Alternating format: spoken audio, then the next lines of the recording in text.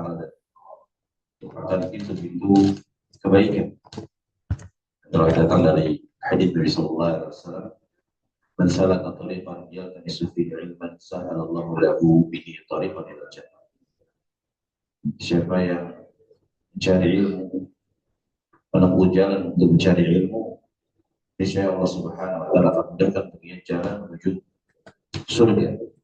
Secara tak disebutkan oleh ulama bahwa ilmu mengantarkan seorang mengenal dari jalan-jalan kebaikan dan juga menghindari dari berbagai keburukan. Pada kesempatan yang singkat ini kita akan membaca satu hadis Nabi Sallallahu Alaihi Wasallam yang diriwayatkan oleh Imam Al-Bukhari rahimahullah dari hadis Malik bin Al-Huwairits radhiyallahu anhu, di mana beliau radhiyallahu anhu pernah mengatakan, "Ataina Nabiy sallallahu alaihi wasallam." Kami dahulu pernah mendatangi Nabi sallallahu alaihi wasallam. Wa nahnu syababatun mutaqaribuna. Dan kami yang mendatangi Nabi sallallahu alaihi wasallam merupakan para pemuda yang sebaya. Artinya dari sisi usia mereka masih muda, kemudian juga sebaya, rata-rata memiliki usia yang sama. Fa aqamna 'indahu 20 lailah. Maka kami pun tinggal di sisi Nabi sallallahu alaihi wasallam, tinggal di dekat Nabi sallallahu alaihi wasallam selama 20 hari lamanya. Wa kana Rasulullah sallallahu alaihi wasallam rafiqan. Dan adalah Nabi sallallahu alaihi wasallam seorang yang memiliki akhlak yang sangat lembut, yang sangat halus. Falamma dhanna anna qad ishtahaina ahlana, maka tatkala Nabi sallallahu alaihi wasallam telah mengira bahwa kami telah rindu kepada keluarga kami, au qad ishtaqna sa'alana amman tarakana amman tarakna ba'dana, maka Nabi sallallahu alaihi wasallam bertanya kepada kami tentang siapa yang kami tinggalkan di dalam perjalanan belajar tersebut. Fa akhbarnahu, maka kami pun menyebutkan pada Nabi sallallahu alaihi wasallam dari keluarga, dari mungkin pekerjaan yang mereka tinggalkan. Maka Nabi sallallahu alaihi wasallam berkata kepada mereka, irji'u ila ahlikum. Kalau begitu kalian lebih baik kembali kepada keluarga kalian, faqimu fihim wa'allimuhum. Dan tinggallah bersama mereka serta ajarkan kepada mereka ilmu. Wa muruhum, dan sampaikan perintah-perintah Allah Subhanahu wa taala kepada mereka. Wa dzakara asya ahfaduha aw la ahfaduha. Kemudian Nabi sallallahu alaihi wasallam menyebutkan banyak hal, ada yang aku hafal dan ada yang tidak aku hafal. Wa sallu kama raaitumuni usolli. Kemudian Nabi sallallahu alaihi wasallam bersabda, dan salatlah kalian sebagaimana kalian melihat aku salat. Fa idza hadaratis salatu falyu'adzin lakum ahadukum. Apabila waktu salat telah datang, maka hendaklah salah seorang di antara kalian mengumandangkan azan. Wal ya'ummakum akbarukum, dan hendaklah yang menjadi imam di antara kalian adalah yang paling tua usianya. Hadis ini diriwayatkan oleh Imam Al-Bukhari dan Imam Muslim.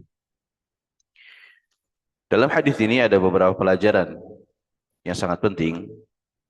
Yang pertama, bahwa semangat para sahabat Nabi sallallahu alaihi wasallam untuk mendekati Nabi sallallahu alaihi wasallam, tinggal bersamanya dan menimba dari ilmu beliau sallallahu alaihi wasallam. Jazakumullah khairan. Karena dikenal bahwa Malik Al-Huwairits ini merupakan sahabat yang tinggal di Basrah, datang ke kota Madinah, dan ini jarak yang jauh. Ini merupakan jarak yang jauh.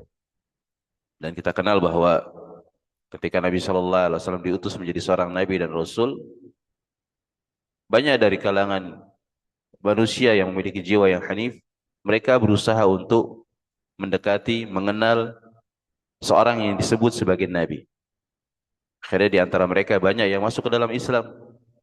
Di antara sebabnya adalah karena akhlak Nabi sallallahu alaihi wasallam yang merupakan bukti dari tanda-tanda kenabian. Nah, kalau seandainya bukan seorang nabi, nggak mungkin memiliki akhlak seperti itu.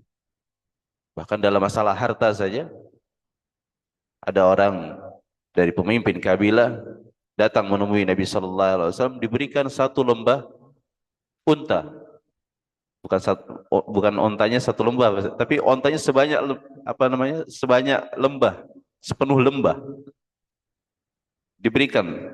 Akhirnya dia balik ke kaumnya, dia mengatakan, ya kaum aslimu, wahai kaumku, masuk semua, masuk Islam semua, masuk semua. Fa inna Muhammadan ata'an man la yakhsha faqra.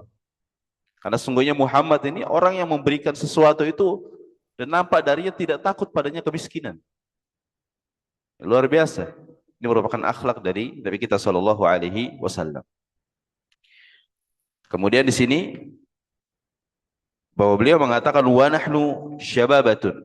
Kami dahulu berusia muda dan sebaya. Dan ini merupakan nikmat ya, ketika seorang diberikan hidayah, diberikan taufik, diberikan semangat untuk mengenal agama. Walaupun kita tidak harus persempit bahwa mengenal agama ini harus pesantren, tidak Pak ya. Walaupun di dalam hadis ini nampak bahwa ini merupakan apa? Cikal bakal pesantren.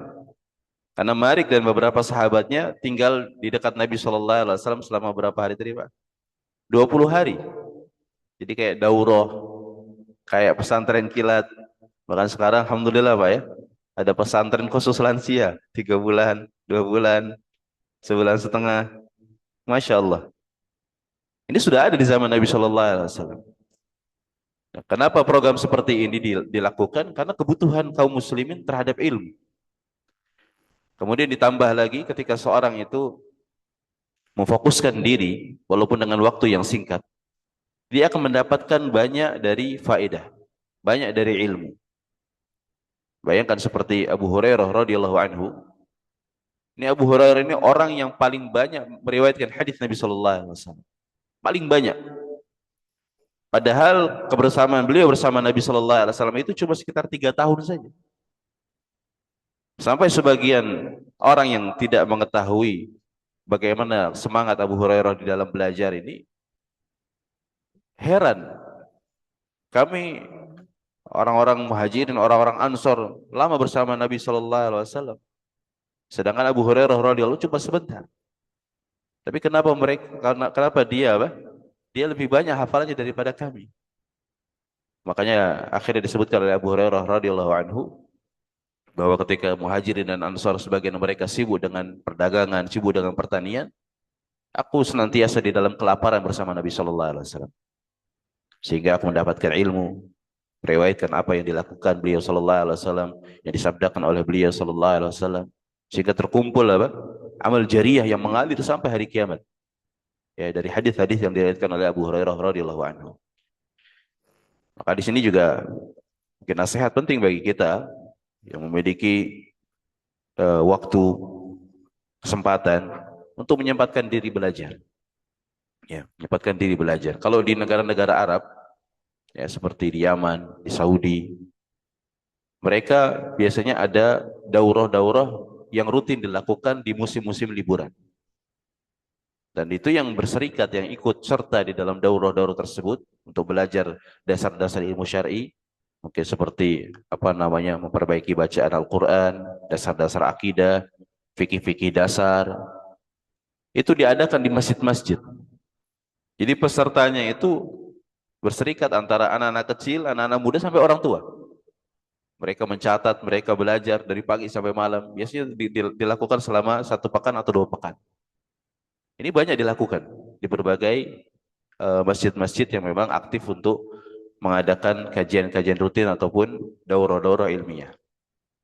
Ini merupakan fasilitas yang memang diberikan oleh DKM ataupun orang-orang dari pelaku ihsan, memfasilitasi kaum muslimin agar mereka bisa belajar. Bahkan alhamdulillah di zaman kita sekarang sampai dibuka dari pelajaran-pelajaran melalui daring online. Dan ini nikmat besar Pak, nikmat besar.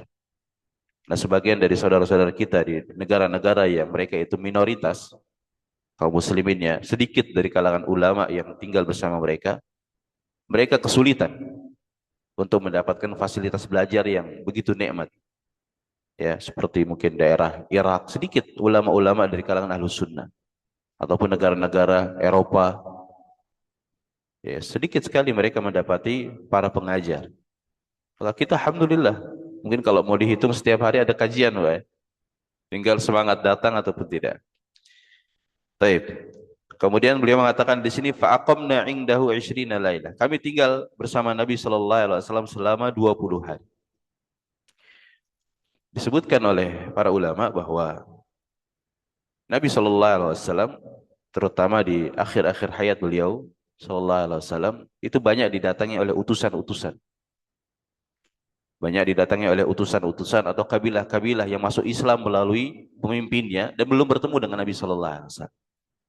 Sehingga di akhir-akhir hayat beliau sallallahu alaihi wasallam banyak didatangi orang, silih berganti, datang untuk belajar, datang untuk menyelesaikan permasalahan rumah tangga, permasalahan kaum antar kabilah, kemudian datang untuk berkonsultasi bersama Nabi sallallahu alaihi wasallam atau datang hanya sekedar untuk menemui Nabi sallallahu alaihi wasallam. Ya seperti kita kenal kisah Uwais Al-Qarni, ya, rahimahullah. Uwais Al-Qarni sahabat atau bukan, Pak? Bukan sahabat. Jadi kalau definisi sahabat itu kan orang yang bertemu Nabi sallallahu alaihi wasallam, ya, dan mati dalam keadaan Islam. Nah, Uwais Al-Qarni ini hidup di zaman Nabi tapi nggak bertemu dengan Nabi. Jadi masuknya kepada tabi'in. Tapi tabi'in yang paling tinggi namanya Al-Mukhadram. Ya, mereka orang-orang yang tinggal atau hidup di zaman Nabi sallallahu alaihi wasallam tapi tidak bertemu dengan Nabi. Dan ini ada beberapa nama yang disebutkan oleh para ulama, di antaranya Uwais Al-Qarni. Padahal dia sudah berusaha untuk menemui Nabi kan gitu. Dari mana, Pak? Bukan dekat sekitaran rumah Nabi sallallahu alaihi wasallam, dari Yaman. Menuju apa? Menuju kota Madinah. Saya pernah naik bis, Pak, dari Yaman ke Madinah itu sekitar 42 jam. Itu naik bis itu. Itu perjalanan yang sangat jauh. Ya, belum lagi semangat dari sebagian sahabat Nabi sallallahu alaihi wasallam untuk mengambil ilmu juga. Ini dilakukan di zaman tersebut. Seperti kisah Jabir bin Abdullah radhiyallahu anhu. Beliau bersafar dari Madinah menuju kota Syam. Ya, menuju kota Syam. Kata beliau, sungguhnya aku mendengar satu sahabat Nabi sallallahu alaihi wasallam meriwayatkan satu hadis, ya, fabata'tu ba'iran, maka akhirnya aku membeli seekor unta. Kemudian aku menempuh perjalanan summa rahiltu syahran, aku menempuh perjalanan selama 1 bulan lamanya. Kemudian ketika datang ke kota Syam, bertemu dengan Abdullah bin Unais radhiyallahu anhum. Akhirnya beliau mengatakan bahwa sesungguhnya aku mendatangimu untuk mendengar satu hadis Nabi sallallahu alaihi wasallam yang aku khawatir engkau mati duluan atau aku mati duluan. Ini subhanallah, Pak. Bagaimana semangat sahabat untuk satu hadis saja. Kalau kita mungkin nggak kebayang pengorbanan yang begitu besar dari harta, waktu, tenaga untuk menempuh satu ilmu saja. Ini tidak lain dan tidak bukan karena pengagungan para sahabat terhadap apa? Jalan-jalan surga. Yang dengannya mereka mengenal dari agama Allah Subhanahu wa taala. Mereka akan tempuh walaupun dengan pengorbanan yang begitu banyak. Bahkan sebelumnya Nabi Musa alaihissalatu wassalam diperintahkan oleh Allah untuk belajar kepada siapa? Kepada Khidir alaihissalam. Ya, sebutkan di dalam surat Al-Kahfi kisahnya. Sampai beliau kecapean, kelelahan. Yang menunjukkan akan semangat yang tinggi yang hendaknya kita miliki untuk mempelajari agama Allah Subhanahu wa taala. Baik. Kemudian di sini juga ada beberapa pelajaran penting bahwa Nabi Shallallahu alaihi wasallam, ya, karena banyaknya kedatangan dari utusan-utusan dan orang yang tinggal bersama beliau Shallallahu alaihi wasallam untuk belajar, baik yang datang ataupun yang secara terus-menerus. Kan kita ketahui ada di dalam buku-buku sejarah, ya, ada namanya Ashabus Suffah. Pernah dengar, Pak, ya?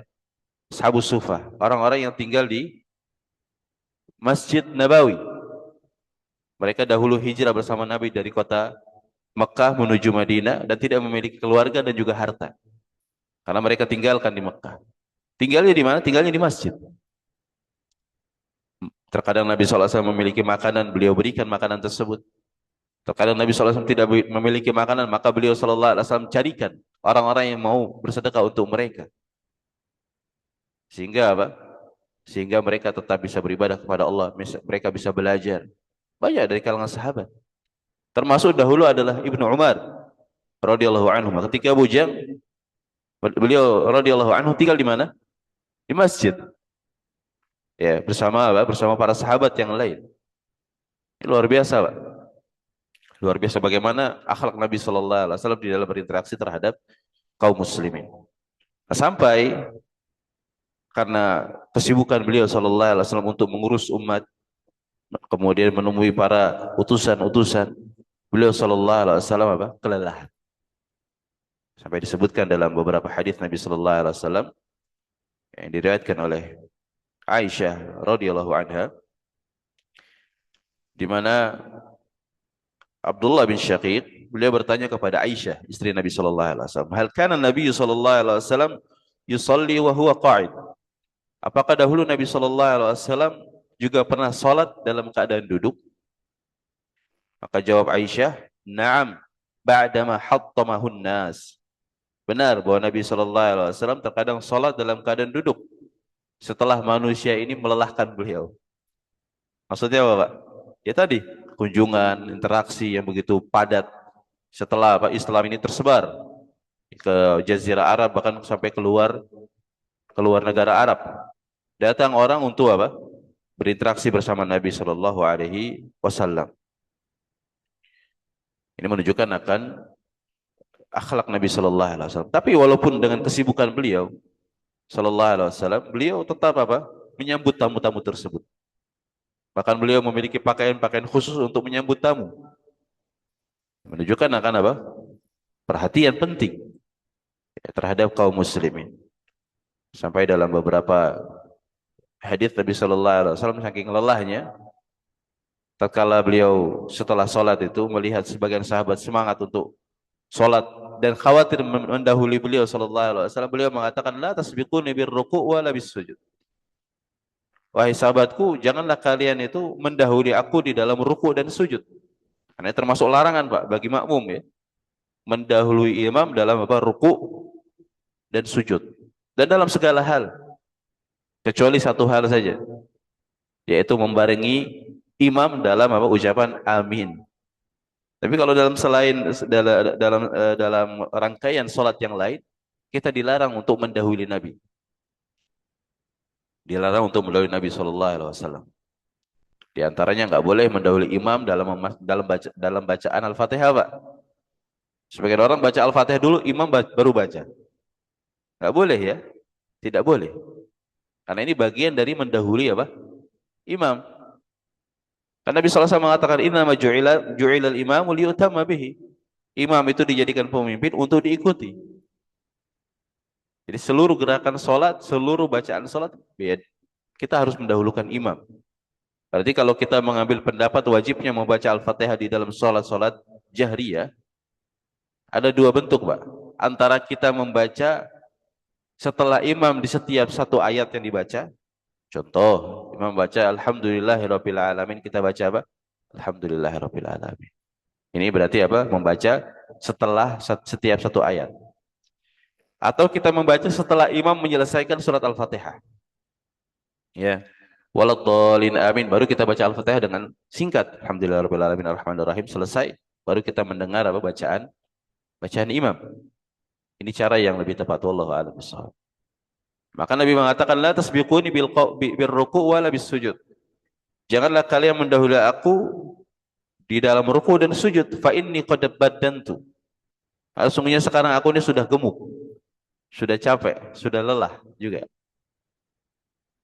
Jadi tidak seperti dahulu ketika muda, ataupun dahulu belum terlalu begitu banyak kesibukan beliau sallallahu alaihi wasallam. Ya, maka Nabi sallallahu alaihi wasallam tetap berusaha untuk beribadah kepada Allah juga, tetapi juga melayani apa kaum muslimin. Baik. Kemudian di sini beliau Malik Al-Huwairits mengatakan, "Wa kana Rasulullah sallallahu alaihi wasallam rafiqan." Dan adalah Nabi sallallahu alaihi wasallam seorang yang memiliki akhlak yang sangat lembut, yang sangat halus. Subhanallah. Ini merupakan bukti dari kenabian beliau sallallahu alaihi wasallam. Tidak pernah marah kecuali ketika apa? Tertabrak batasan-batasan syariat. Lalu Nabi sallallahu alaihi wasallam marah. Itu pun terhadap orang-orang yang memang berhak untuk dimarahi. Kenapa? Karena sudah memiliki ilmu, sudah memiliki pemahaman. Jadi Nabi itu tidak marah kecuali marahnya itu mendatangkan maslahat, Pak. Contoh, ada dua kasus kejadian. Satu kesalahan yang dilakukan oleh sahabat yang memang sudah berilmu dan memahami dari apa? Fikih. Yang satu masih awam. Beda sikap Nabi sallallahu alaihi wasallam. Contoh, ketika Mu'ad bin Jabal radhiyallahu anhu pulang dari sholat berjamaah bersama Nabi di sholat apa? Sholat Isya. Pulang ke kaumnya jadi imam. Karena memang dia jadi imam rawatib di kaumnya. Tapi senang untuk sholat bersama Nabi dulu. Ketika pulang ke kaumnya jadi imam, bacaannya panjang. Ketika bacanya panjang, makmumnya di antara mereka ada yang apa? Tidak suka, keluar membatalkan apa? Sholat. Kata Mu'ad apa? Ini khawatir orang ini ada kemunafikan. Tapi orang yang keluar tadi malah melaporkan kepada Nabi Shallallahu Alaihi Wasallam kejadian tersebut. Maka Nabi Shallallahu Alaihi Wasallam marah, murka. Beliau mengatakan, aturidu an takuna fattanan, ya Mu'ad. Wahai Mu'ad, apakah engkau ingin menjadi apa? Tukang fitnah, menebar fitnah di tengah masyarakat. Artinya apa? Enggak boleh. Ya, enggak boleh membuat berat kaum muslimin. Sudah nunggu lama mereka apa imamnya ini datang, kemudian sholatnya pun lama. Ini tidak dibolehkan. Nah, di antara kaidah asal di dalam sholat berjamaah, asalnya itu adalah diringankan, Pak. Kecuali ketika para jamaah itu senang untuk dipanjangkan dan tidak memberatkan mereka. Beda dengan sholat sunnah. Kalau sholat sunnah asalnya itu dipanjangkan. Kecuali kita tidak mampu. Itu pun masih diringankan dengan apa? Dibolehkannya untuk kita sholat dalam keadaan duduk. Sebagaimana perbuatan Nabi sallallahu alaihi wasallam yang tadi kita sebutkan. Jadi kalau sholat-sholat sunnah itu lebih dipermudah. Kenapa? Karena tujuannya agar kita itu memperbanyak dan memperpanjang dari sholat-sholat tersebut. Taib. Kemudian ketika ada orang Baduy kencing di masjid. Orang Baduy itu siapa, Pak? Orang tinggal di pelosok pedalaman, hidupnya keras karena lelah untuk mencari apa? Penghidupan, sedikit ilmunya karena jauh dari kota, jauh dari para ulama. Ya datang ke masjid Nabi sallallahu alaihi wasallam kencing. Ya. Kemudian apa? Para sahabat marah. Fazajarahun nas, para sahabat apa marah-marah. Kemudian dengan suara yang mungkin lantang. Akhirnya apa? Kata Nabi sallallahu alaihi wasallam, biarkan dulu. Biarkan dulu, biarkan dia selesaikan kencingnya, kemudian siram dengan air. Setelah itu apa? Orang Baduy ini dia berdoa, ya Allah rahmatilah Muhammad dan janganlah rahmati selainnya. Kenapa? Ya karena dia merasa tidak nyaman dengan sikap dari para sahabat tadi. Dan juga karena memang orang ini orang yang jauh dari ilmu.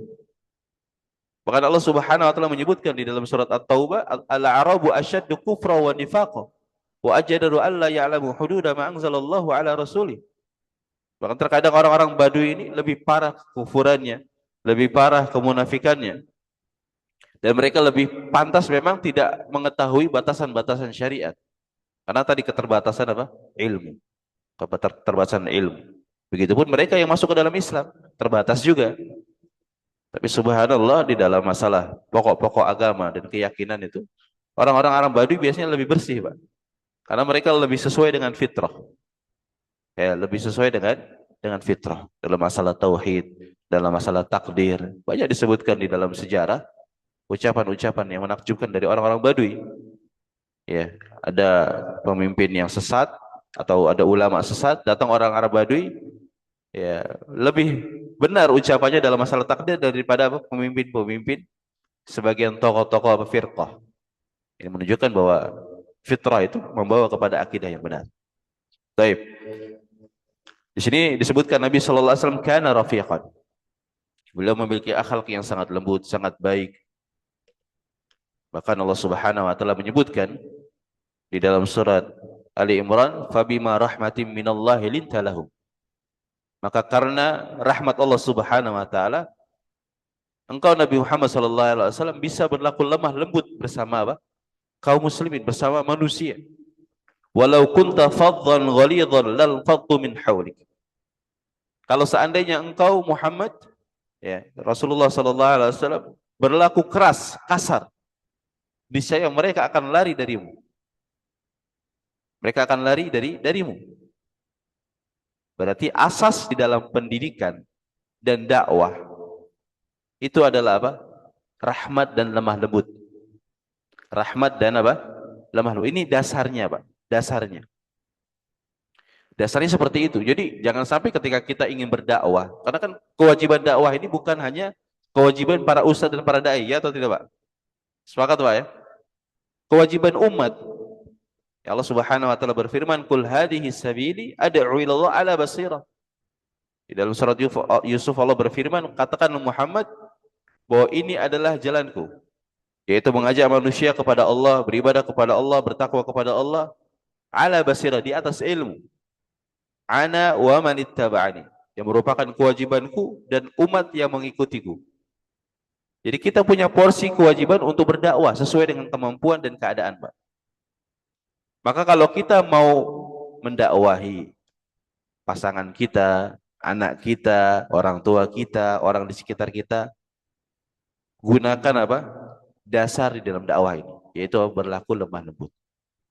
Tunjukkan akhlak yang baik, sampaikan dengan cara yang baik dulu, ya, dengan proses yang mungkin kita perlu sabar padanya, baru nanti kalau memang dibutuhkan, terkadang kita perlu untuk menyampaikan dengan tegas. Sebagai contoh, Nabi Musa alaihissalatu wassalam diperintahkan oleh Allah Subhanahu wa taala untuk berdakwah kepada siapa? Kepada Firaun.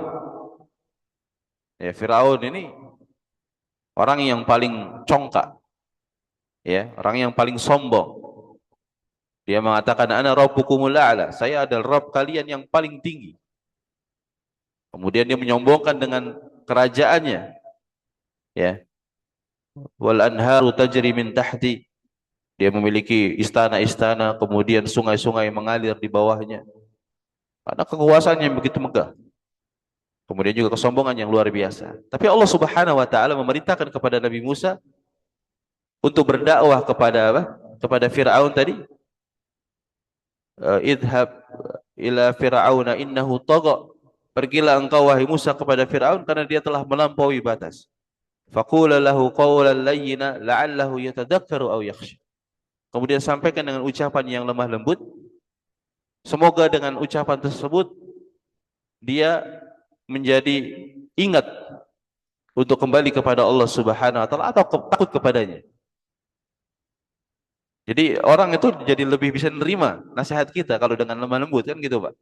Beda dengan keras. Keras itu udah ditolak duluan. Bukan karena yang disampaikan itu benar, tapi apa, karena penyampainya tidak benar. Jadi kalau di dalam dakwah itu, Pak, sebenarnya ada 3 pondasi pokok yang harus dimiliki oleh seorang yang hendak menyampaikan satu ilmu. Yang pertama, apa yang dia pahami itu benar-benar apa? Jelas, tuntas. Satu hukum benar-benar dia kuasai. Enggak harus jadi ustadz, ya. Kita mendengar kajian, kita tahu contohnya hukum ini seperti ini, kita sudah kuasai. Yang kedua adalah kita mengetahui orang yang mau kita sampaikan. Bedakan antara anak kecil, orang dewasa, orang tua, ya, di dalam penyampaian. Kan gitu, Pak, ya. Cara menyampaikannya nggak bisa disamakan. Begitu juga antara pemimpin dengan rakyat beda. Antara bos dengan karyawan beda cara menyampaikan. Kemudian yang ketiga, cara penyampaiannya. Setelah kita tahu audiensnya ini, orang yang kita mau sampaikan, kita tahu cara menyampaikan yang tepat. Jangan kita menyampaikan satu nasihat ketika orang itu sedang galau, ketika orang itu sedang marah. Harus dalam keadaan dia itu apa? Tenang, kemudian siap untuk menerima mungkin masukan, nasihat, cari momen yang tepat. Ini penting. Itu bagian dari fikih di dalam berdakwah. Bagian di dalam fikih berdakwah. Sehingga harus diperhatikan. Baik. Kemudian di sini beliau mengatakan falamma dhanna anna qad ishtahaina ahlana, maka tatkala Nabi sallallahu alaihi wasallam telah mengira kita ini sudah rindu kepada keluarga kami. Di ucapan ini menunjukkan bahwa Nabi sallallahu alaihi wasallam orang yang memiliki perhatian yang tinggi, Pak. dicek, dilihat akhlaknya, dilihat apa namanya perilakunya. Ini kayaknya sudah garuk-garuk, sudah kangen sama keluarga, sudah gelisah. Nabi tahu, Pak, dari apa? Dari perilaku. Berarti kan punya perhatian lebih. Dan ini merupakan akhlak Nabi SAW yang harus kita miliki. Orang-orang di sekitar itu harus kita perhatikan. Kita di masjid ini punya jamaah rutin. Kalau nggak ada kita cari, Pak. Telepon, kemana kok nggak kelihatan? Begitupun kita punya keluarga, kita punya tetangga. Kita harus apa? Tafakkud, harus kita berusaha untuk mengontrol, mencari mereka. Bukti perhatian kita. Siapa tahu di antara mereka membutuhkan apa? Bantuan atau membutuhkan nasihat. Dan dengan perbuatan kita tersebut, seorang apa? Merasa dihargai, senang dengan kita. Akhirnya apa? Tumbuh kecintaan terhadap orang tersebut. Dan ini merupakan akhlak yang mulia yang Allah Subhanahu wa taala puji Nabi kita sallallahu alaihi wasallam, wa innaka la'ala khuluqin azim. Falamma dhanna anna qad ishtahaina, tatkala Nabi sallallahu alaihi wasallam mengira kita telah rindu terhadap keluarga kita, maka Nabi sallallahu alaihi wasallam mengatakan irji'u ila ahlikum.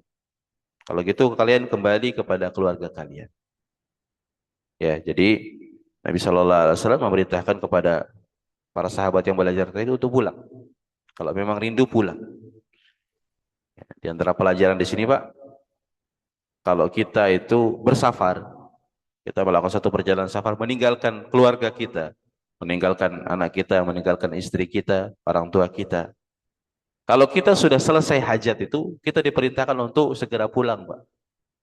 Kenapa? Karena yang di rumah itu punya hak juga untuk kita tunaikan. Ya, punya hak untuk kita tunaikan, bukan hanya sekedar nafkah saja. Tetapi apa? Perlindungan, tetapi juga pengajaran. Ini bagian dari hak yang harus mereka dapatkan. Ya. Jadi jangan cuma sekedar transfer uang saja kemudian selesai urusan apa? Rumah tangga, tidak. Ada hak yang harus kita tunaikan. Nabi mengatakan irji'u ila ahlikum. Kalian kembali kepada keluarga kalian. Fa'aqimu fihim, tinggal bersama mereka, wa'allimuhum. Enggak cukup sampai situ, ajarkan mereka ilmu. Berarti tugas kepala rumah tangga itu bukan hanya apa? Ngasih nafkah badan, tapi juga nafkah batin, Pak. Nafkah batin itu bukan hubungan biologis ya, tapi apa? Ilmu, petunjuk, adab, itu yang kita ajarkan kepada mereka. Jadi kita sederhanakan maksud dari sabda Nabi Shallallahu Alaihi Wasallam. Maksudnya kita mengajarkan ini cukup kita sampaikan bahwa ini hukumnya seperti ini disunnahkan, ini perbuatan Nabi Shallallahu Alaihi Wasallam, ini akhlak yang buruk. Ya, itu bagian dari pengajaran. Bahkan Allah Subhanahu Wa Taala menyebutkan itu merupakan bentuk menyelamatkan diri kita dan keluarga kita dari api neraka. Allah berfirman, ya ayyuhalladzina amanu qu anfusakum wa ahlikum nar. Wahai orang-orang yang beriman, selamatkan diri kalian dan keluarga kalian dari api neraka. Ditafsirkan oleh Ali bin Abi Thalib radhiyallahu anhu, allimuhum wa addibuhum. Ajarkan mereka ilmu, ajarkan mereka adab. Ya, ini apa? Cara menyelamatkan diri kita dan keluarga kita dari api neraka. Jadi jangan sampai seorang mengira kalau dia sudah ibadah kepada Allah dia selamat, tidak. Karena interaksi di dalam agama ini ada namanya hablum minallah, ada hablum minanas, ya atau tidak, Bapak Ibu? Kan gitu ya? Enggak cukup hanya hubungan kita dengan Allah saja. Ada orang-orang di sekitar kita yang memiliki hak dan kewajiban yang harus kita tunaikan. Makanya di antara sebagian ucapan salaf bahwa pada hari kiamat ada seorang wanita yang mendebat suaminya di hadapan Allah Subhanahu wa taala. Wahai Rabbku, ya, sesungguhnya suamiku ini innama ya'tini bi khubzis suq wa la yu'allimuni wa la yu'addibuni. Sesungguhnya suamiku ini cuma datang setiap hari untuk memberikan apa? Roti saja, kasih makan saja. Enggak pernah ngajari aku, enggak pernah apa? Mendidik aku. Sehingga aku jadi terjatuh di dalam dosa, di dalam kemaksiatan, di dalam kelalaian. Tapi kalau ini sudah ditunaikan, kok keluarga kita masih lalai, keluarga kita masih di atas kemaksiatan, maka apa? Allah Subhanahu wa taala berfirman, "Wala taziru waziratu wizra ukhra." Seorang tidak akan memikul dosa orang lain. Loh, kalau tadi kenapa dikatakan berdosa? Karena dia tidak menunaikan kewajiban kan gitu. Ibaratnya kayak kita nggak lakukan sholat kan kita dosa, Pak. Sama kayak seorang tidak mengajarkan keluarganya. Karena kan pengajaran ini nggak harus orang itu dapat hidayah, Pak. Ya nggak harus. Kenapa? Hidayah di tangan Allah Subhanahu Wa Taala. Kita mau lelah setiap hari menyampaikan ilmu, mengajari keluarga kita, bukan mulut kita mungkin sampai berbusa. Kalau tidak Allah datangkan hidayah, tidak akan mendapatkan hidayah. Tapi kewajiban kita sebagai kepala rumah tangga, orang yang memiliki hak dan kewajiban untuk mendidik, telah tersampaikan. Jadi interaksi kita sebenarnya dengan orang-orang di sekitar itu dalam rangka ibadah kepada Allah, kan gitu. Jadi kalau dikatakan bahwa kehidupan kita adalah ibadah, ya itu tadi. Kita bekerja ibadah. Kapan? Ketika kita niatkan untuk mencukupi diri dari meminta kepada manusia, mencukupi keluarga kita. Ini bagian ibadah. Begitu juga mengajarkan kepada mereka, bagian dari ibadah. Istirahat kita pun ibadah juga. Karena dengannya seorang mendapatkan energi untuk beribadah ketika terjaga. Jadi seorang berpindah dari satu ibadah kepada ibadah yang lain.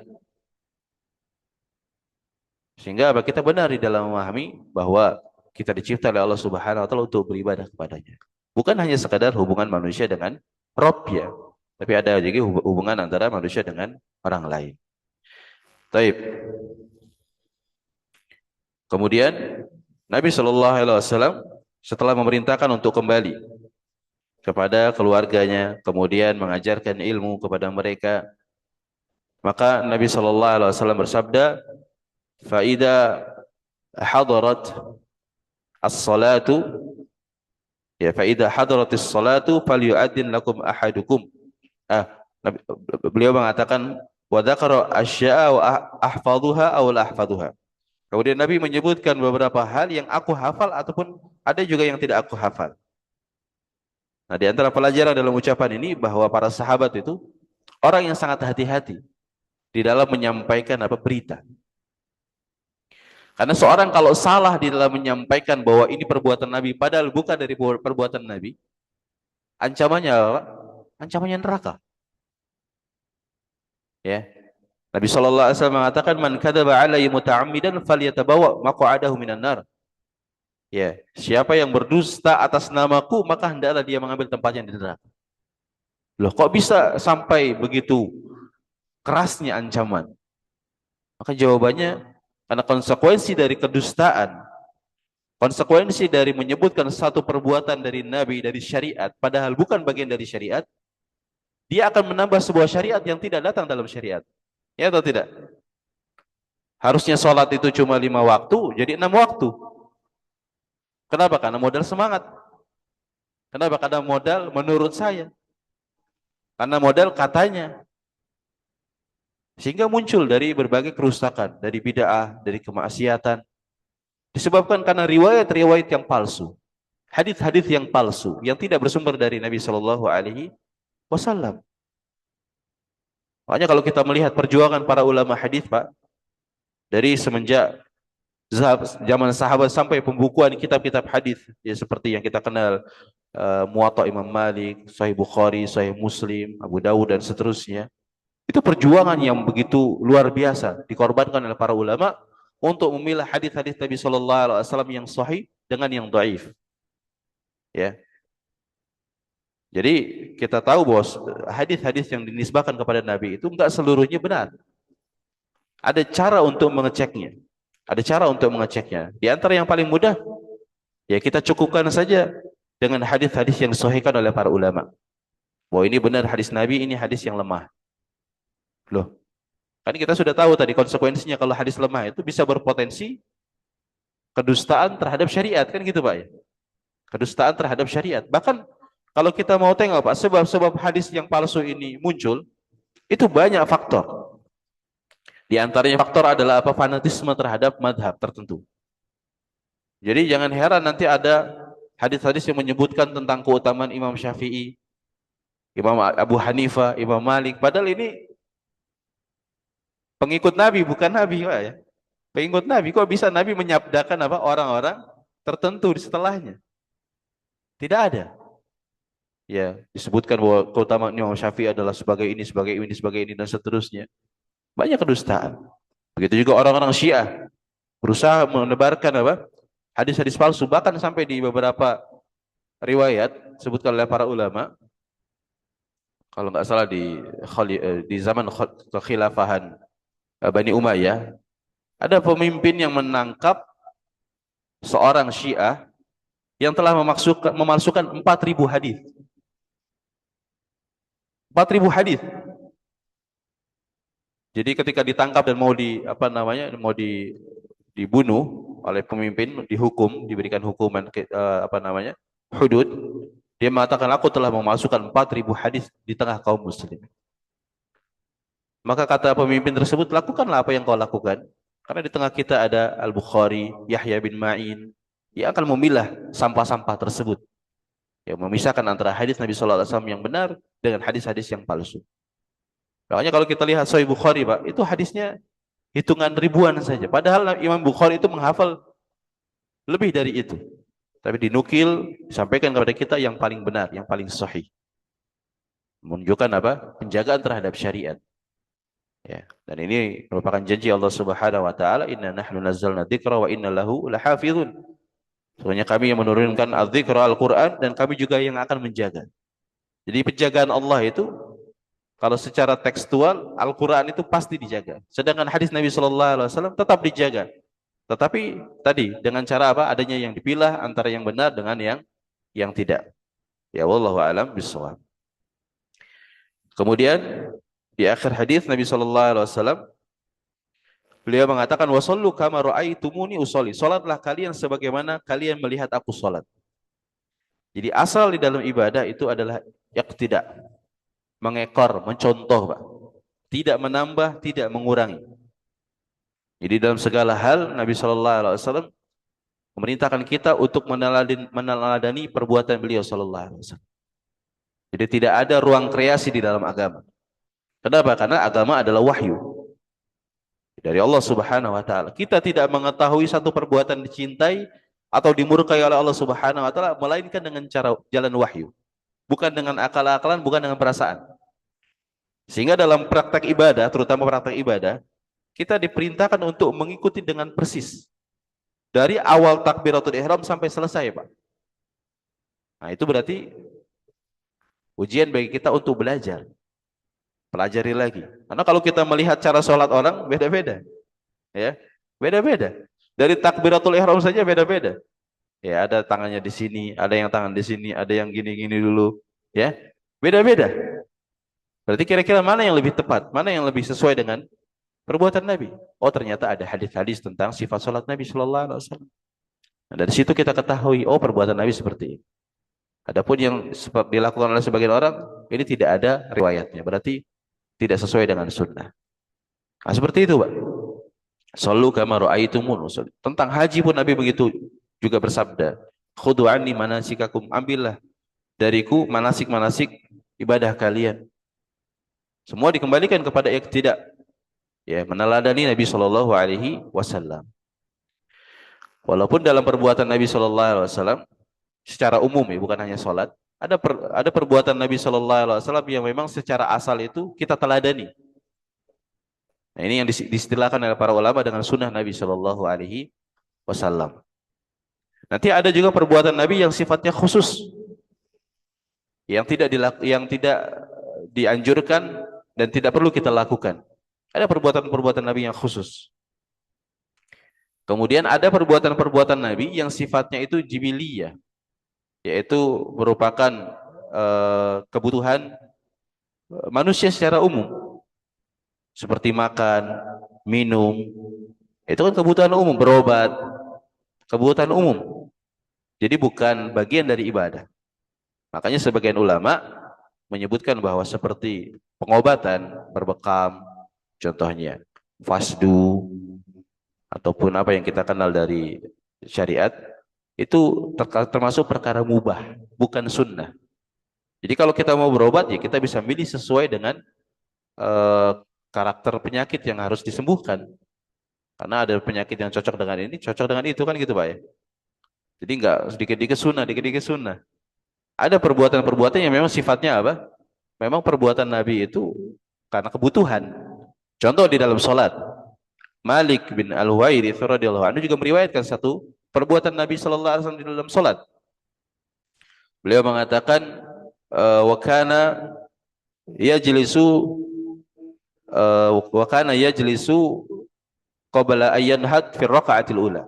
Dan Nabi sallallahu alaihi wasallam terkadang duduk sebentar ketika mau bangkit ke rakaat kedua, atau disebut dengan duduk istirahat.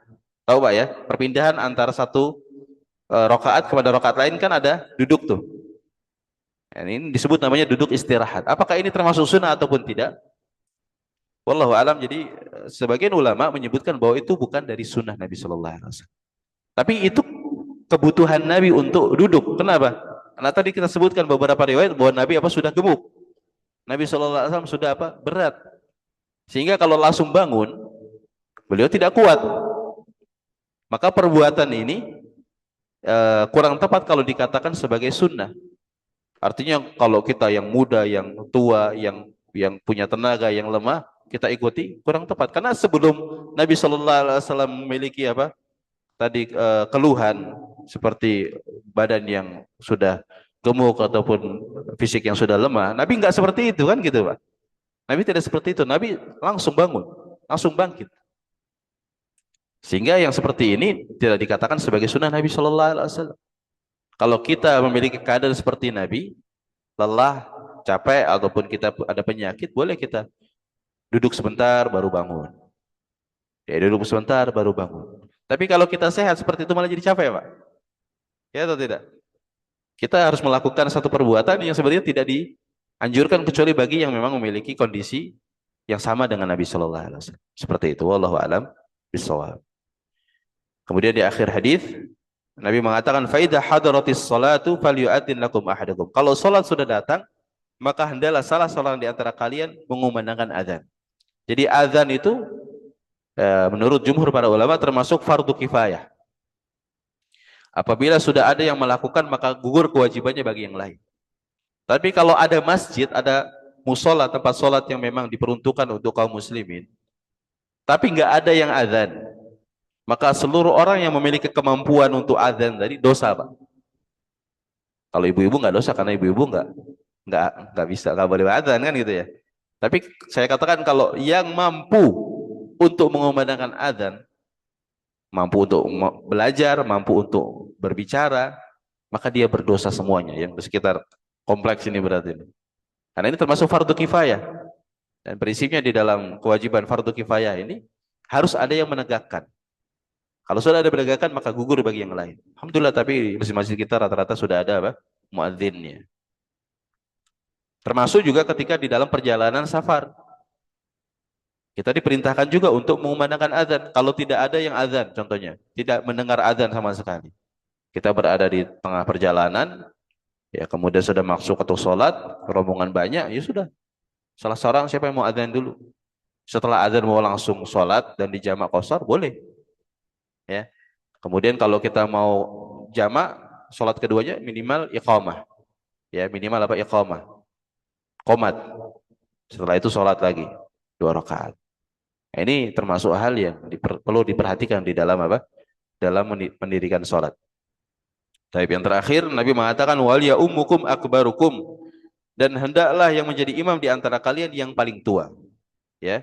Hendaknya menjadi imam di antara kalian yang paling tua. Tapi perlu diperhatikan, Pak. Asalnya Nabi Shallallahu Alaihi Wasallam itu memerintahkan ya umul qaum aqra'uhum li kitabillah. Yang harus menjadi imam itu yang paling banyak hafalannya. Ini asalnya. Kemudian fa in kana fil qiraati sawaan, fa in kanu fil qiraati sawaan, tapi kalau ternyata sama-sama hafalan, ini Masya Allah makmumnya hafal 30 juz semua. Amin insyaallah.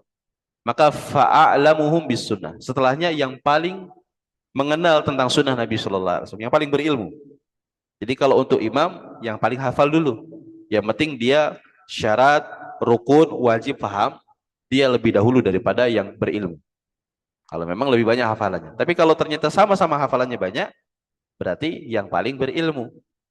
Ya, walaupun mungkin yang paling berilmu, yang paling banyak hafalannya, lebih mudah daripada DKM-nya, lebih mudah daripada kiainya. Ya dia yang harus kita dahulukan, Pak. Jadi imam tetap, jadi imam rawatib. Itu bentuk memuliakan syariat, ya. Karena kita di dalam syariat ini nggak ada apa perasaan, Pak. Pakainya ilmu. Perasaan kita harus disesuaikan dengan ilmu. Kalau ternyata nggak sesuai, ya perasaan kita harus sedih, harus tidak suka ketika ada apa seorang yang tidak menjalani syariat, kan gitu, Pak. Itu perasaan yang benar baru. Bukan ini ada orang tua, ini orang yang berjasa, ini DKM, nggak bisa. Ini syariat. Jadi harus didahulukan orang yang paling berilmu. Kemudian setelah itu yang paling dahulu hijrah. Kalau punya hafalan sama, pemahaman sama, yaudah dahulukan yang paling pertama kali hijrah. Karena hijrah ini ya merupakan kemuliaan. Orang yang dahulu hijrah, hijrah di sini maksudnya bukan seperti kita, Pak, ya, Bu, ya. Yang tadinya apa namanya maksiat, tobat, bukan itu hijrah secara makna. Tapi yang dimaksud di sini hijrah secara apa? Secara hakikat, yang berpindah dari negeri kafir menuju negeri Islam. Itu namanya hijrah. Karena hijrah ini merupakan syariat dan kekal sampai hari kiamat. Jadi siapa saja yang tinggal di negeri kafir tidak bisa menegakkan agamanya dan tidak ada uzur syar'i, dia wajib melakukan apa? Hijrah tadi. Nah, ini keutamaan di dalam Islam. Kemudian kalau ternyata sama-sama hijrahnya, baru yang sama-sama di dalam masuk ke dalam Islamnya. Mana yang lebih dahulu? Oh, dia lebih dahulu masuk Islam, ya udah dia menjadi imam. Nah, adapun sabda Nabi SAW yang paling tua, kenapa? Karena bisa jadi Malik Al-Huwairits ini dan sahabatnya itu pertama hijrahnya sama. Kemudian dari sisi hafalan dan ilmu sama, karena mondoknya sama-sama 20 hari. Barengan. Kan gitu, Pak, ya. Sehingga pilihan untuk menjadi imam ya udah yang paling tua usianya. Kalau ilmunya sama, hijrahnya sama, hafalannya sama, udah yang paling tua. Ini menghormati yang paling tua. Baru masuk kategori di situ, usia. Jadi jangan sampai usia yang paling pertama, Pak. Ini terkadang menyedihkan di beberapa masjid, musola terutama di kampung ya, yang ya, cukup berat untuk mengubah kebiasaan bahwa yang jadi imam yang paling tua. Akhirnya apa? Ya orang nggak nikmat untuk sholat. Bacaannya mungkin tidak benar, suaranya pelan, ya. Kemudian terkadang sholatnya terburu-buru. Kita ibadah itu akhirnya jadi nggak nikmat. Dan ini akan memberikan dampak kepada makmum. Jadi kualitas imam itu memberikan dampak kepada makmum. Sekarang kita, Pak, kalau seandainya di komplek ini ada masjid yang paling bagus bacaannya, paling nyaman tempatnya, kita pilih mana kira-kira? Pilih yang nyaman kan gitu. Fitrah, fitrah. Pilih yang paling nyaman, pilih yang paling enak bacaannya. Ya bukan pilih yang paling tua. Jarang orang milih yang paling tua. Oh, itu imam yang paling tua saya kan. Enggak ada. Bukan jadi opsi pilihan untuk orang-orang beribadah. Tapi pilih yang paling memberikan pengaruh kepada kita. Sholatnya khusyuk, sholatnya tenang. Walaupun panjang, nikmat. Tapi kalau bacaannya nggak bagus, pendek pun kita gelisah, Pak. Pengen buru-buru apa? Selesai. La haula wala quwata illa billah. Semoga Allah Subhanahu wa taala berikan taufik kepada kita semua. Wallahu a'lam bishawab. Cukup, Pak, ya. Mudah-mudahan bermanfaat. Ada pertanyaan? Silakan, Bu. Waalaikumsalam warahmatullahi wabarakatuh. Tadi untuk anak ketika ayah bundanya meninggal dunia, itu siapa ya yang lebih utama mendidik anak-anak tersebut? Kebenaran anak-anak itu tinggal bersama nenek dan kakeknya. Terima kasih, Pak Ustadz. Baik, barakallahu fikum. Kalau nenek dan kakeknya masih ada dan memang mampu mencukupi kebutuhan dari sisi mungkin nafkah dan juga pendidikan, maka diperbolehkan, Bu, ya. Walaupun sebagian ulama menyebutkan bahwa di dalam pengasuhan, kalau anak tersebut masih belum berusia balik, maka yang paling afdal adalah bibi dari keluarga ibu. Bibi dari keluarga ibu. Berarti antara adiknya, adik ibunya atau kakak ibunya yang perempuan. Karena itu lebih dekat dalam masalah rahmat. Kalau dalam masalah mungkin nafkah ataupun juga pendidikan yang lebih ketika anak sudah lebih dewasa, mungkin bisa dengan paman dari pihak bapak. Ini apabila beberapa keluarga ini memang siap untuk memberikan pendidikan dan juga nafkah, Pak. Tapi kalau ternyata yang paling siap bukan yang paling utama tadi, ya kita dahulukan, Pak. Mungkin ternyata apa namanya pamannya dari pihak ibu yang siap untuk mengurus, ya kita arahkan ke sana. Atau mungkin kakek neneknya, maka kita arahkan ke sana. Karena kita lihat di dalam masalah pengasuhan dan pendidikan ini yang paling manfaat untuk anak tersebut, ya, yang paling manfaat untuk anak tersebut. Jangan sampai nanti dididik oleh orang-orang yang tidak bertanggung jawab, walaupun dari kalangan keluarga. Karena mohon maaf ya, kalau masalah pendidikan, pengasuhan ini, terkadang sebagian orang mau maju untuk memberikan pengasuhan itu, tapi karena ada embel-embel apa? Warisan. Ya, ada embel-embel warisan. Subhanallah. Pak, kalau anak ini yatim ya, anak ini yatim, itu harusnya keluarga itu tidak mengambil sepeser pun, Pak. Bahkan kalau bisa mengembangkan harta yang dia miliki. Allah Subhanahu wa taala menyebutkan di dalam Al-Qur'an eh, tentang fikih muamalah terhadap anak yatim. Ya.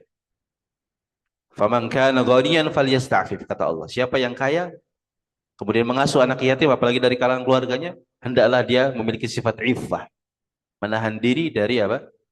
Memanfaatkan, mengambil harta anak tersebut. Wa man kana faqiran falyakul bil ma'ruf. Tapi kalau ternyata miskin, oh diasuh oleh pamannya, pamannya miskin. Tapi ponakannya ini mendapatkan harta dari warisan orang tuanya. Maka dia boleh memakan dari harta tersebut dengan cara yang ma'ruf. Apa itu ma'ruf? Kemarin sudah kita sebutkan pernah kajian di sini, Pak, ya. Urf, apa itu urf tadi? Adat yang tersebar di masyarakat. Kira-kira 1 bulan itu orang butuh makan itu berapa biayanya, kan gitu. Ya itu diambil. Boleh. Anggaplah upah untuk dia. Jadi bukan semaunya. Oh saya sini sama saya urus tapi 10 juta setiap bulan. Padahal 3 juta cukup. Apalagi cuma sekedar masakin saja sama tempat tinggal. Nah ini juga bagian dari keluarganya. Ya. Jadi perlu diperhatikan fikih-fikih seperti ini. Tapi kalau dia memakan harta secara zalim, padahal ini anak harta yatim, Allah Subhanahu wa taala mengancam dengan ancaman keras. Ya innal ladzina yaquluna amwalal yatama zulman innama yaquluna fi butunihim nar wa sayaslawna sa'ir. Siapa saja yang memakan harta anak yatim secara zalim, berarti secara zalim melampaui dari apa? Adat atau melampaui dari kebutuhan yang umum. Maka sesungguhnya dia telah memasukkan ke dalam perutnya api dan kelak dia juga akan dimasukkan ke dalam api neraka. Waliyadzubillah. Jadi hati-hati, Pak. Hati-hati di dalam pengasuhan ya dari keluarga kita yang yatim. Apa sih anak yatim, Pak? Definisi anak yatim itu apa? Hanya bapak dan ibunya meninggal saja. Sebenarnya bukan bapak ibu ya, bapak saja. Kenapa kok dikaitkan dengan bapak? Karena bapak ini yang menjadi tulang punggung kehidupan baik bagi istri dan anaknya, kan gitu. Asalnya ibu itu nggak kerja, ibu itu di rumah, ya kemudian ngurus suami, ngurus istrinya, ngurus anaknya, ya tidak bekerja asalnya bapak ini. Jadi kalau anak yatim definisinya itu seorang yang belum balik, kemudian mati bapaknya. Tapi kalau anaknya sudah balik, bukan anak yatim lagi, ya. Oh, saya mau nyantunin anak yatim, anaknya sudah gede-gede, sudah anak SMA, bukan yatim lagi itu. Ya, dia sudah malah bisa bekerja. Malah kalau di dalam Islam itu asalnya anak laki-laki yang sudah balik itu harusnya dia sudah mandiri. Kita kan anak sudah nikah pun kadang masih belum mandiri, ya. Kenapa? Karena pendidikan dari awalnya salah. Mohon maaf ya, pendidikan dari awalnya salah. Orang tua tidak mengajarkan kemandirian kepada anak laki-laki. Begitu juga tidak mengajarkan kepada anak perempuan. Jadi pengajar itu bukan tahu halal haram saja, banyak hal termasuk adab tadi, etika, apa yang harus dipahami oleh anak laki-laki, apa yang harus dipahami oleh anak perempuan, bagaimana nanti ketika mereka dewasa, itu harus diajarkan kepada mereka. Ya, jadi jangan dari kecil manja, dimanja. Kita merugikan diri kita dan anak kita sendiri. Itu termasuk pendidikan yang banyak salah di zaman sekarang ya. Anak dimanja sehingga besarnya tidak bisa melakukan apapun. Bahkan mental pun tidak memiliki. Mental tidak memiliki. Mau bekerja pun malu. Subhanallah. Kenapa? Bukan karena Bisa jadi bukan karena salah anak, salah pendidikan orang tuanya. Ya, karena kita ini Pak, Bu, anak kita itu kalau kita tidak didik, mereka akan dididik oleh orang lain, ya atau tidak? Mereka keluar udah dididik, Pak. Bahkan di rumah kita sendiri dididik oleh apa? Oleh HP, oleh media sosial. Tiap hari dia mendapatkan pendidikan. Bukan dari kita, tapi dari apa? Dari tadi dunia luar.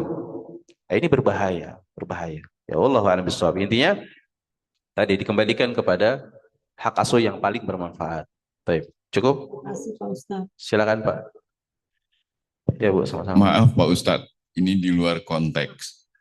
Begini Pak Ustadz, katanya keadaan yang paling ideal pada saat zaman sahabat-sahabat Nabi dan zaman Nabi. Makin ke sini rasanya makin jelek Pak Ustadz. Salah apa kita ini Pak Ustadz? Sementara orang cari makan mengais di tempat sampah. Satu lagi punya emas 74 kilo Pak Ustadz. Di rumahnya 476 miliar. Bandit Pak Ustadz. Jadi salahnya di mana Pak Ustadz kita ini? La ilaha illallah. Baik, jazakallahu khairan.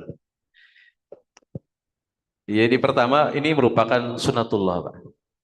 Nabi sallallahu alaihi wasallam dalam hadis Anas bin Malik radhiyallahu anhu mengatakan, la ya'ti zamanun illa walladhi ba'dahu syarr. Tidaklah datang satu zaman melainkan zaman setelahnya itu pasti lebih buruk. Itu sunatullah. Ya, syariat datang di zaman Nabi sallallahu alaihi wasallam dengan kesempurnaan kan gitu. Diterima oleh para sahabat dengan kesempurnaan dan orang-orang setelahnya menerima tetesan dari syariat tersebut sedikit demi sedikit akan berkurang sampai kepada kita.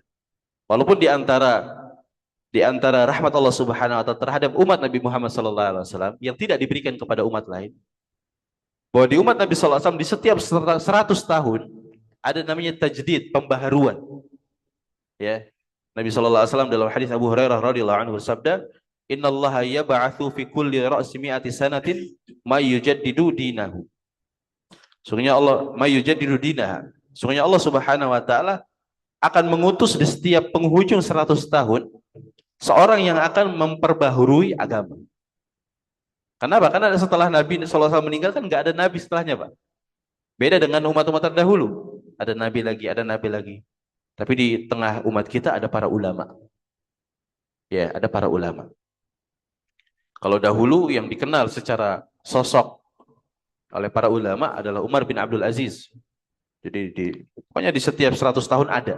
Cuma kalau untuk sekarang kita nggak bisa menentukan secara pasti siapa. Tapi pembaharuan agama itu pasti ada. Dengan munculnya ulama menyebutkan tentang pokok-pokok agama yang akhirnya tersebar lagi dakwah di berbagai negara, daerah. Saya sendiri pribadi Pak, yang mungkin usianya lebih jauh daripada Bapak sekalian.